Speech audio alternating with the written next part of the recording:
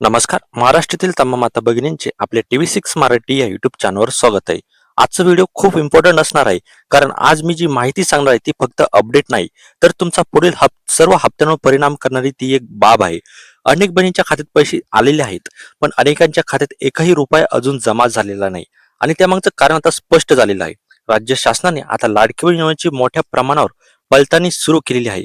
अर्ज मंजूर झाला म्हणजे सर्व काही सुरक्षित नाही असा समज ठेवू नका, कारण आता प्रत्येक अर्ज पुन्हा तपासला जात आहे आणि जिथे त्रुटी आढळत आहे तिथे थेट हप्ता तुमचा रोखला जात आहे.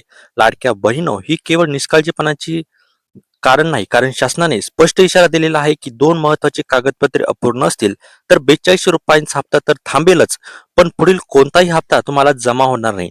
आता नेमकं काय चालू आहे हे समजून घ्या. बघा, लाडकी बहीण योजना ही सुरुवातीपासून आर्थिकदृष्ट्या दुर्बल महिलांसाठी सुरू करण्यात आलेली ही योजना आहे. राज्यभरातून सुमारे 2 कोटीहून अधिक महिलांनी अर्ज भरलेले आहेत. त्यातून बहुतांश अर्ज हे मंजूरही झालेले आहेत. पण जेव्हा पडताळणी सुरू झाली तेव्हा असं आढळलं आहे की जवळजवळ 2 कोटीहून आता फक्त 1.5 कोटीची ते महिला जी आहे ना, ते आता लाभ घेत आहे. म्हणजे तुम्ही विचार करू शकता की किती महिला इथे अपात्र झालेल्या आहेत.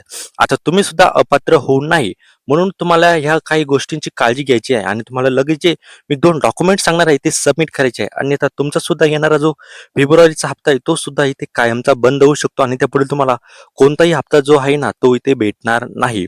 आता काही महिलांनी इतर योजनांचा सुद्धा लाभ घेतलेला आहे. उदाहरणार्थ संजय गांधी निराधार योजना अंतर्गत लाभ घेणाऱ्या काही महिलांची माहिती शासनाची ते नोंदीत आहे. जर एखाद्या कुटुंबाला एका योजनेतून आर्थिक मदत मिळत असेल आणि त्याच वेळी लाडकी बहीण योजनेचा लाभ घेतला असेल तर अशा प्रकारांची सखोल तपासणी केली जात आहे. दुहेरी लाभ आढळल्यास वसुलीची कारवाई इथे होऊ शकते. आपल्याला माहीतच आहे की ज्या आपल्या महिला आणि बालविकास मंत्री आहे आदिती तटकरे यांनी पहिले अधिवेशनामध्ये ते स्पष्ट सांगितलेलं आहे आणि GR मध्ये सुद्धा इथे स्पष्ट सांगितलेलं आहे, तुम्ही कोणत्याही 2 योजनेचा लाभ इथे घेऊ शकत नाही. तुम्हाला एक तर लाडकी बहीण योजनेचा लाभ घ्यावा लागेल, अन्यथा तुम्ही नमो शेतकरी योजना किंवा PM किसान योजना ह्या 2 पैकी एकाच योजनेचा इथं जो लाभ आहे ना तो तुम्हाला घ्यायचा आहे.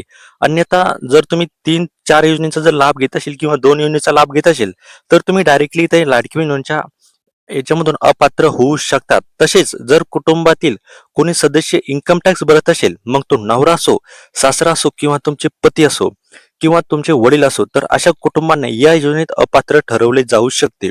कारण अर्ज करताना दिलेल्या हमीपत्रात स्पष्ट नमूद केलेले आहे की कुटुंबांचे एकत्रित वार्षिक उत्पन्न हे 2.5 लाखांपेक्षा कमी असावे. दुसरी महत्वाची अट म्हणजे अधिवास प्रमाणपत्र. तुम्ही ज्या जिल्ह्यात अर्ज केला आहे त्या जिल्ह्याची रहिवासी असल्यास वैध पुरावा असणे आवश्यक आहे. उत्पन्नाचा दाखला आणि अधिवास प्रमाणपत्र ही 2 कागदपत्रे आता अत्यावश्यक करण्यात आलेली आहे. दरम्यान मुख्यमंत्री एकनाथ शिंदे यांनी जाहीर केल्याप्रमाणे हप्त्याची रक्कम वाढवण्याची प्रक्रिया इथे सुरू झालेली आहे. कालच आपल्याला माहितच आहे की जे आपले उपमुख्यमंत्री आहे एकनाथ शिंदे साहेब यांनी सांगितलेलं होतं की आम्ही लवकरच जो 1500 वरचा हप्ता हा 2100 करू. पूर्वी मिळणारा 1500 रुपयांचा लाभ आता 2100 करण्याबाबत टप्प्याटप्प्याने अंमलबजावणी होत आहे. पण ही वाढ केवळ पात्र महिलांनाच मिळणार आहे. पहिल्या टप्प्यात कमी लोकसंख्या असलेल्या 10 जिल्ह्यांमध्ये निधी वितरण सुरू करण्यात आलेले आहे.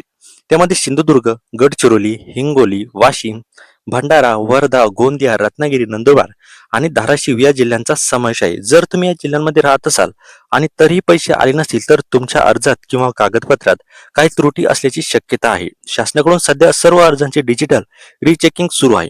बँक खात्यांची पडताळणी, इतर योजनांचा डाटा, इन्कम टॅक्स माहिती सर्व तपासली जात आहे.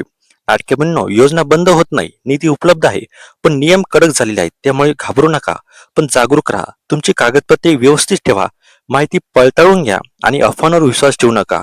कारण पात्र असाल तर तुमचा हप्ता नक्की येणार, पण नियमांचे पालन केले नाही तर पुढील सर्व हप्ते थांबू शकतात. त्यामुळे हा व्हिडिओ शेअर करा, जेणेकरून कोणतीही पात्र महिला केवळ कागदपत्रांच्या कमतरतेमुळे वंचित राहू नये. आणि आपल्या चॅनलवर जर नवीन असाल तर आताच आपल्या चॅनलला सबस्क्राईब